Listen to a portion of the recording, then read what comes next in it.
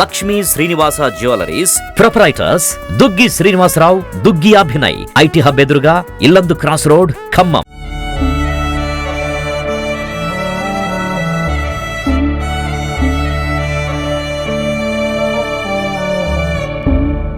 Quota Srinivasarao గారు మొట్టమొదటిగా రంగస్థల కళాకారుడే. కంకిపాట్లో వాళ్ళ నాన్నగారికి మంచి పేరుంది. ఆయన డాక్టర్ గారు. ఆయన ప్రతి ఊరు నుంచి కూడా బళ్ళు కట్టుకొని వచ్చేవారు. ఇప్పటికి కూడా చాలా మందికి కోటా శంకరరావు గారు అని, కోటా శ్రీనివాసరావు గారు అంటే తెలియదు.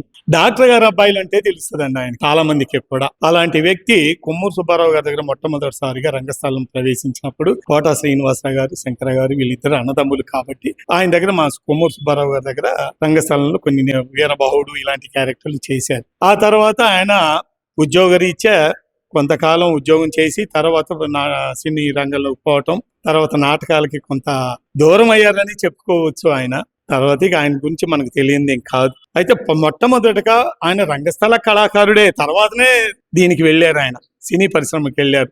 ఆయన చనిపోవటం మాకు చాలా బాధాకరంగా ఉంది. ఎందుకంటే మేము కూడా కృష్ణా జిల్లాలో కొన్ని వందల నాటకాలు ఆడాం, పౌరాణిక నాటకాలు. కానీ ఆయన చనిపోవటం మాకు చాలా బాధగా ఉంది.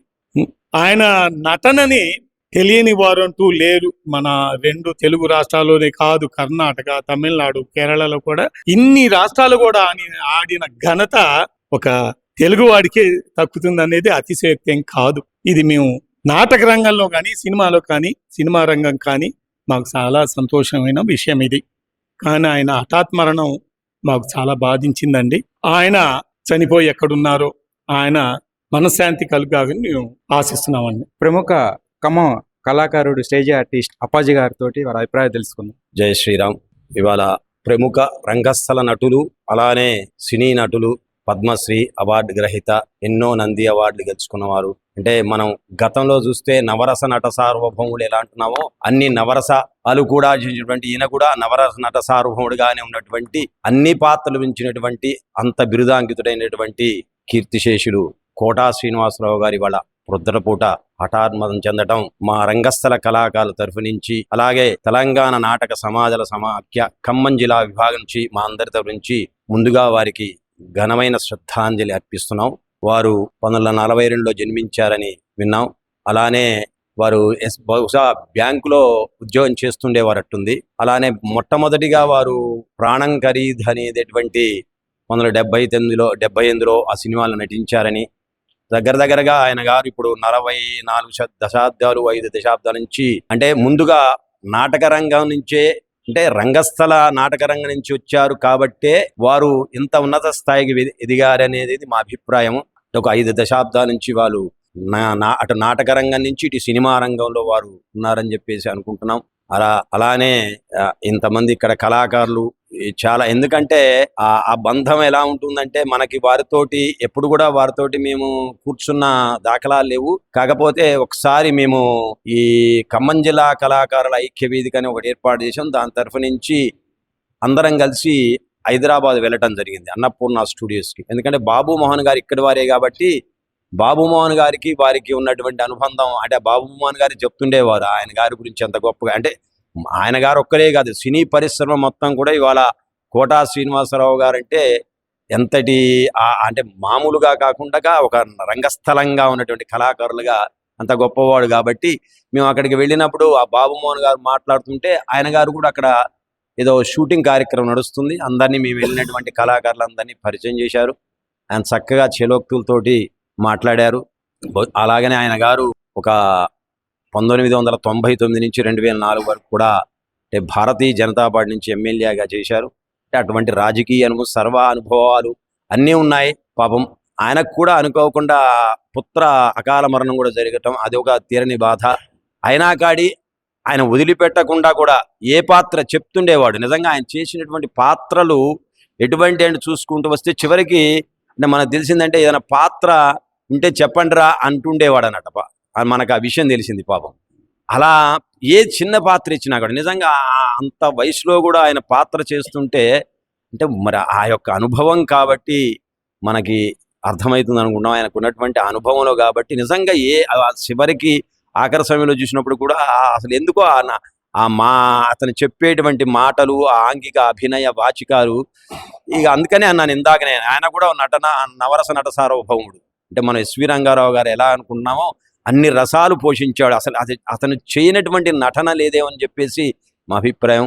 ఇవాళ ఆయన అటాన్మానం చెందటం, మా రంగస్థల కళాకారులుగా సరే అలా సినిమాలో ఉన్నా కానీ ఆయన రంగస్థల కళాకారుడు, కానీ మేము అందరం కూడా రంగస్థల కళాకారులుగా ఆయనకి మరొకసారి ఘనమైన శ్రద్ధాంజలి ఘటిస్తున్నాం. నా పేరు వనమప్పాజీ. ఇక్కడ నేను 40-50 సంవత్సరాల నుంచి రంగస్థలంలో ఉంటున్నాను. నేను వివిధ సంస్థలు ఉన్నాను. అలాగనే ఇప్పుడు తెలంగాణ నాటక సమాజాల సమాఖ్య ఖమ్మం జిల్లా ప్రధాన కార్యదర్శిగా పనిచేస్తున్నాను. వారికి మరొకసారి ఘనమైన శ్రద్ధాంజలి ఘటిస్తూ ముగిస్తున్నాను. వెంకట శివరామకృష్ణ శాస్త్రి గారు నృత్య కళాకారులు, సరే వారి అభిప్రాయం తెలుసుకుందాం. నవ్వటం ఒక యోగం, నవ్వకపోతే రోగం అనేటువంటి వాక్యంతో, జంధ్యాల గారి వాక్యంతో సినీ రంగంలో ప్రవేశించి నాటక రంగంలోనూ, ఇటు సినీ రంగంలోనూ, అలాగే రాజకీయ రంగంలోనూ 3 స్టార్ గా ఎదిగినటువంటి మహోన్నతమైన వ్యక్తి. అలాగే ప్రతిఘటన సినిమాతో ప్రత్యేకమైనటువంటి విలనిజాన్ని ఎవరిని అనుకరించకుండా స్వయం వ్యక్తమైనటువంటి వ్యక్తి ఆయన. అటువంటి మహా వ్యక్తి ఈనాడు రాలిపోవటం మాకందరికీ కూడా చాలా బాధాకరం. అలాగే పద్మశ్రీ లాంటి అనేకమైనటువంటి బిరుదులు పొందినటువంటి వారైన, బిరుదుల కంటే కూడా ప్రజల హృదయాలలో ప్రతిఘటన సినిమా అయిన తర్వాత ఆయన ఎక్కడికి వెళ్ళినా జనం కొట్టడానికి వచ్చేవాళ్ళు. అంత బాగా జీవించినటువంటి వ్యక్తి. అటువంటి వ్యక్తి ఈనాడు మధ్యలో లేకపోవటం చాలా బాధాకరం. మా అందరికీ కూడా ఈ నాటక రంగానికి కానీ, అటు రాజకీయ రంగానికి కానీ, అటు సినీ రంగానికి కానీ తీరనటువంటి లోటు. ఇది మహోన్నతమైన కోట కూలిపోయినటువంటి దుర్దినం. అటువంటి వారికి మనశ్శాంతి కలగాలని కోరుకుంటూ వారి కుటుంబానికి ప్రగాఢ సానుభూతి తెలియజేస్తున్నాం. గుడిమెట్ల రామారావు నాటక కళాకారుడు, 83 సంవత్సరాల వయసు కలిగినటువంటి శ్రీ శ్రీ శ్రీ కోట శ్రీనివాసరావు గారు ఈ రోజు ఉదయం 4 గంటలకి ఈ ప్రపంచం నుంచి శాశ్వతంగా విడిపోయి మనందరికీ తీరని దుఃఖాన్ని మిగిల్చి శివుడి దగ్గరకు చేరుకున్నారు. ఈ రోజు ఎంతో దుర్దినమే, కానీ ఆయన పండించినట్టు హాస్యం మాత్రం జనాల్లో ఎప్పటికీ కూడా ఎవర్ గ్రీన్ సతతహరితంలాగా అందరి మనసుల్లో దోచుకుని ఉంటుంది. ప్రతిఘటన నాటకంలో విలక్షణమైన పాత్రతోటి ప్రతి నాయకుడిగా ప్రవేశించేసినటువంటి ఆయన ప్రాణం ఖరీదు.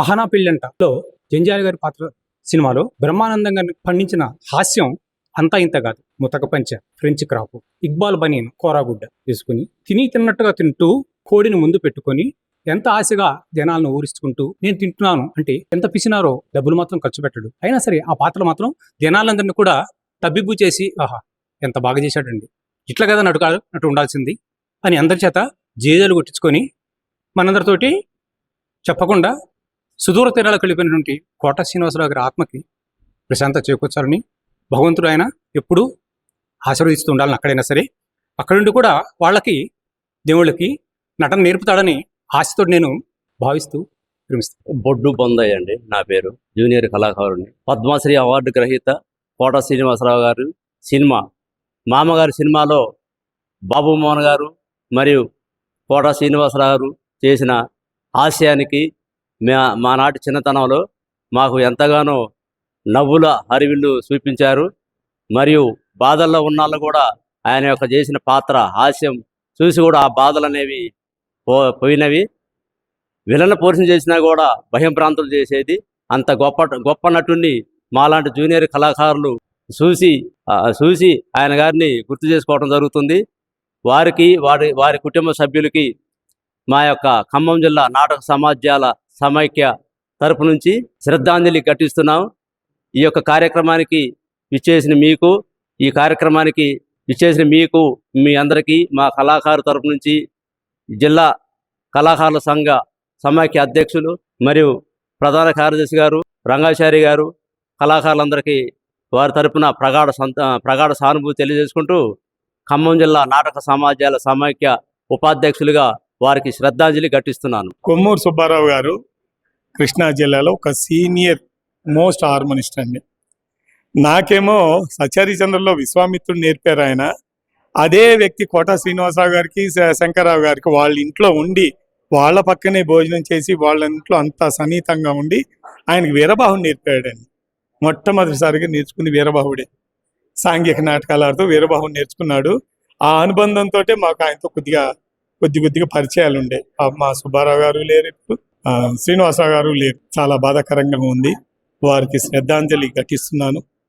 వారి తీపి గుర్తులు నేనున్నంత కాలం కూడా మర్చిపోలేనివి.